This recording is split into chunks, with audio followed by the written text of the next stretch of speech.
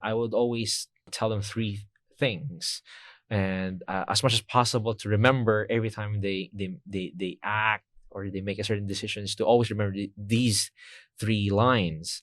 One is, we're disciplined people.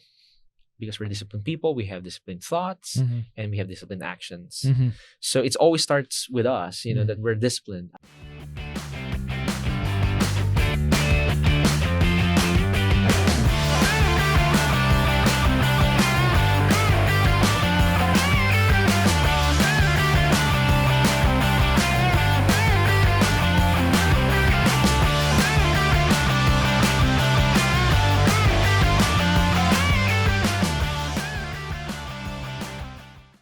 There are these leaders that you have raised from your heart of hearts, but were there challenges that you faced, like even from leaders that you have raised?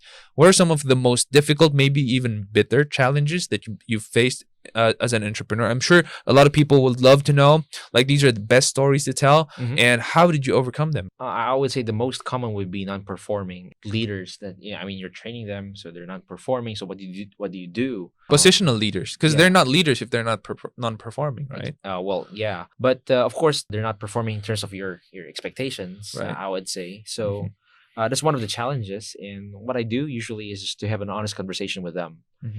What is expected, and of course, you come to them also providing options of what to take, because they may not be a perfect fit for you, but may be a perfect fit elsewhere. So that's one thing. And another issue that probably I faced was, issue of trust. So, for me, the best way to earn trust is to trust you first. And somehow, it's not to say that you should not be too trusting, but at the same time, you do trust, but at the same time, you have to be careful in setting the right controls, because we're dealing with people, and when dealing with people, a lot of things could get mixed up, and a lot of things, could change. So, one of the things that I've constantly battled with was usually, having, people that you trust, leave you, or people that you trust, eventually doing things that you're not proud of, and it hurts you because, you treated them as friends and family, but, these things happen. But of course, you just look at it in a good way, okay, this is an experience that, that teaches me to be more, not controlling or not to be jaded, but it's more of, to just open your eyes wider and understand that, okay, these are things that could happen to you. So don't be surprised and be prepared. I always tell this to some of my people who are good performers, are leaders in their own right, and have been telling me that, why do you have so many rules? Why do you have so many things that we need to check on ourselves, and the management needs to check on us? And one thing that I always tell them, and I just want to share it with you and with the rest of our listeners, is, and I came from Singapore today, look at the airport. How many checks do they have? Like 99% of people who go to book an airplane ride are civilians who have business or who want to go to touring elsewhere, have vacations for leisure. None of those people, I dare say, are drug dealers. Like there's like only a 0.001% of them that are drug dealers. But like all of these checks that you have to go through, and it's a hassle, right? Because I'm sure you've flown your miles. I've flown my miles. A lot of listeners here have flown their own miles. You guys have flown. You know the checks.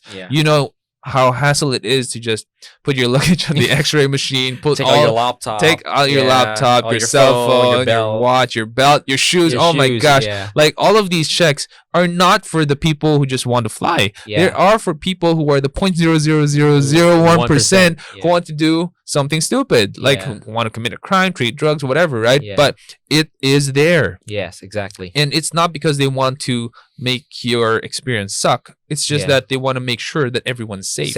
Everyone has a really good experience. Everyone is doing what they're supposed to do, behaving how they're supposed to behave generally in the flight. Agreed. And in a company, that is really how it has to happen. There are people. There are the 0.001% does exist, doesn't it? They do exist. They always exist. They're more than 0.001%. So we have to have these controls, these rules, these regulations, however strict they are, however sucky they are, Yeah. and they do apply to everyone, even to those performing, even to the real leaders. Yeah. Sadly, Themselves. that is the standard we have to hold ourselves up to, Yeah. and show these other people that, hey, this is what we're doing, and that's okay with us. We Yeah. accept this burden, this responsibility.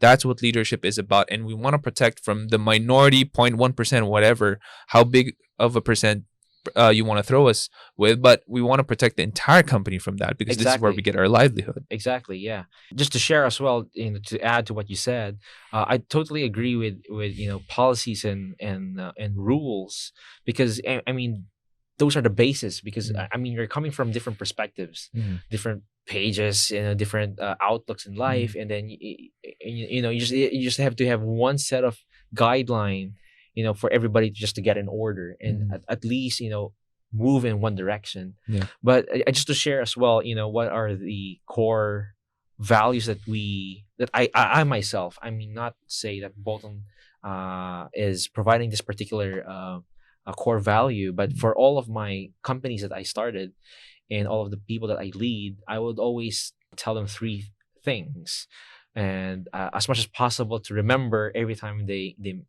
act or they make a certain decisions, to always remember these three lines. One is, we're disciplined people. Because we're disciplined people, we have disciplined thoughts, and we have disciplined actions. So it always starts with us, that we're disciplined. I mean, I thought, I think I read it somewhere, but it's really about understanding that, if we're disciplined people, our thoughts would be disciplined. Yeah. Our action would be disciplined. Yeah. Hence, we don't need rules. And it goes also the same back with, it goes back and the same with, in the Bible, they always say, with love, there's no law. Yeah. And for me, it's it's really, you said it right. It's just because we're just trying to address the the 0.001. Yeah. That we don't want that to happen. But at the same time, it's attacking the issue both ways. Yeah. Having the policy written and made sure that everybody knows. At the same time, when we're building leaders, having these three core mindsets, embedded in their system, helps, to support this particular rule. I mean, I'm still idealistic about it that, one day there won't be a need for it, but I mean, we're here on Earth, so even Netflix with their Netflix culture has some rules, right? About flying business class and stuff. Exactly. So the 0.001, even if we're thinking that it's almost non-existent, but 9/11, right? Yeah. They all died. You don't want your business to crash like that, and everyone dies, everyone loses their livelihood, people are crying, people are in crisis. Like, that's what we're trying to prevent. And even if it is a very, very minor stake or chance that it's going to happen, and even if we're protecting our hiring process, we still want to make sure that it would never happen to our business. And you don't want that to happen to your culture as well. And as a CEO, or the owners, you instill a different culture in your team, right? We're the ones who protect the culture. Exactly. What kind of culture did you have in Pandora? Well, it's a very open culture, and it's where, like I said, one of the primary cultures is logic wins. So I encourage a lot of our people, from being if you're in the functional level or the management level, to always speak your mind, but of course in a more quantified, in a more filtered manner. But at the same time, having that open communications, we're in, you have to make sure that logic wins, because you can't have opinions, because you're a company. It means a company means you're one single body moving towards a single mission, a single direction, and you can't have a lot of opinions formed here and there to to derail you from your mission. So if it's opinion, my opinion wins. And I mean, I don't want to have that kind of a leadership wherein it's always me who they would listen to if it's just based on opinion. So it's always the culture will always be sir, or Isaac, this is what I think. Do you think it's a good idea? Then we have an honest conversation about things. Oh, you make a good point. I mean, I didn't see that, and I think we should take your point. Then you pull the trigger. Patrick Lencioni, if you've read any one of his books, says that conflict is nothing but the pursuit of truth. Exactly. And That's a good code. it is one thing that we really apply here. To one is to eliminate gossip, because as Dave Ramsey, who's also one of my favorite authors said, gossip is the most evil spirit Satan ever let loose in this world. And I believe that's true. It's true. It is the It's opposite true. of unity. It is the antithesis of unity. Yeah. And Chaos in order maker. to in order to prevent gossip, Yeah. you have to have some healthy conflicts, because if you Yes. don't, then that will just come out. means it's gonna come out, it's gonna leak elsewhere, Yeah. in places you don't want it to be leaked out to. Exactly. And why people don't have healthy conflicts is that they don't trust each other. Amen. And that's where politics begins. And Exactly. politics just kills Kills productivity, kills companies Yep. long term. Yeah. You mentioned earlier at the beginning of this session that you have cut down on social media. Yeah. What's the reason behind it? One is time. Mhm. I've noticed that if I spend too much time on social media, I get derailed, Mhm. and it usually mess up my thought process. Mhm. So for me, social media is about being able to get in touch with other people, and that's that. But for source of entertainment, I guess I try to get it elsewhere. Mhm. So meaning for me is I try to go back to how I started way back. It's either get entertained with sports, so Mhm. it makes me healthy, Mhm. or entertain myself with either learning something new, reading a new book, something like that.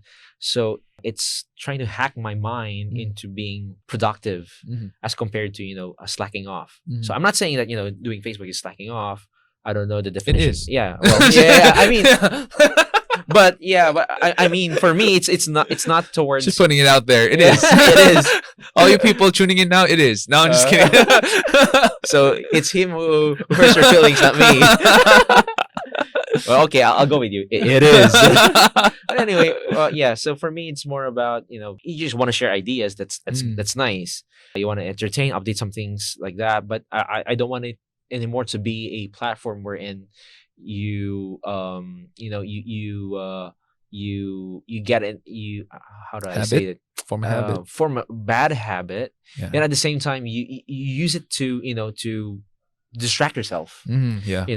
Okay, Kill and time.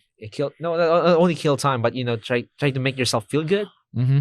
So I try to veer away from that. So I Mm. use what I do is whatever I wanted to post. It's just because I wanted to Share something. to not only to share. It's like a diary for me now.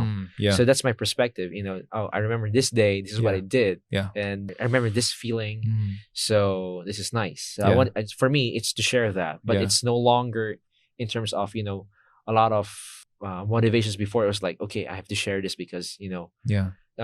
you just want to use it properly and Yeah. responsibly, Mm. not anymore to the point wherein it's consuming you. Yeah. So I cut down that and tune in to more, I would say, informative platforms, Google News Google News. or books. We're getting older. Yeah, we're getting older. It's difficult, no? What Yeah. influencers are doing. Yeah, I mean, It they have is. to post every so often. yeah, it's tiring. It's tiring. Yeah. And if they don't post, they feel bad about it. They Yeah. they feel like their day's not done. Yeah. So it It's is different. difficult. Yeah, it's, Yeah. I think it's a different calling, different purpose. Yeah. For me, it's different. I think my landscape or my area of effectivity, is elsewhere. So, Right. I would say that's the reason why I'm not too much in that space. Mhm. But I'm not the market or the target Mm. market of that. But at the same time, I do feel the same thing. If they don't do this, they feel not productive. Yeah. So I feel it with the other things.